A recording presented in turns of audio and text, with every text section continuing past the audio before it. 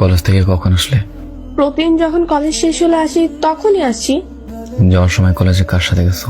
আমি তো তিশার সাথে গেলাম, ও প্রাইভেট করে নেহার সাথে চলে গেছে।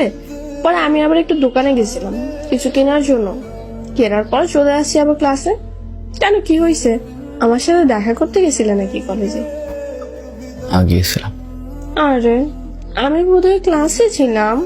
না, আমি তখন যাইনি। কলেজ ছুটি হওয়ার পর আমি গিয়েছিলাম। তা আমি কি তখন বসেছিলাম নাকি?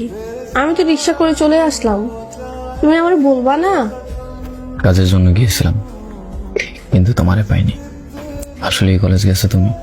হ্যাঁ, কই যাবো না তো। যদি বলি কলেজ না গিয়ে চাঁদপুর বড় স্টেশন গেছো ঘুরতে, তাও অন্য এক ছেলের সাথে, তখন কেমন লাগবে শুনে কথাটা? বুঝছো, আন্দাজে কথা কেন বলো? তুমি দেখছো নাকি? দাঁড়ায় দাঁড়ায় তোমাদের ভালোবাসা দেখছি। ও আমার একটা কাজিন হয়, আমার চাচাতো বোনের সাথে ওর রিলেশন ঠিক করার জন্য আমাকে ডেকেছিল, আর আমাকে শিখিয়ে দিচ্ছে কিভাবে কি বলা লাগবে। প্লিজ মিথ্যা বলো না, আমি সব দেখছি দাঁড়ায় দাঁড়ায়। আমি যে সেখানে গেছি, কে বলছে তোমাকে?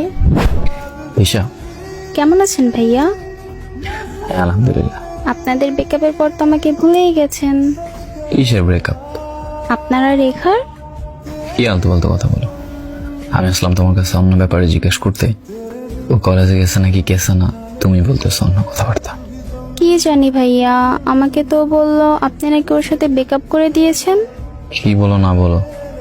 যা সত্যি তাই তো বলতেছি, সেজন্যই তো দেখলাম আজকে প্রাইভেট শেষ করে নতুন বয়ফ্রেন্ডের সঙ্গে ঘুরতে যাচ্ছে চাঁদপুর বড় স্টেশন।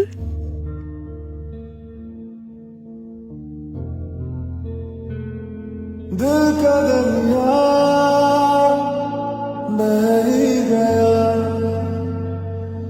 इश्क इबादत बन ही गया।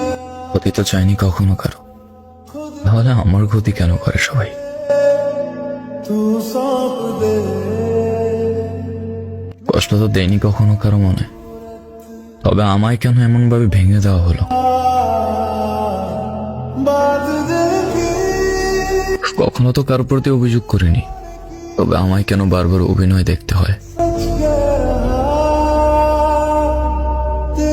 তারা তো কখনো বিশ্বাস ভেঙে চুরমার করিনি, তবে কেন আমার বিশ্বাস নিয়ে এত ছেলে খেলা করা হয়? न लेंगे कभी दम। প্রতিটা প্রশ্নের উত্তর আমার লজ্জিত ভালোবাসার উপর। যাকে আমি তীব্রভাবে বিশ্বাস করে নিরাশ হয়ে ফিরে এসেছি। तुझे कितना चाहने लगे हम,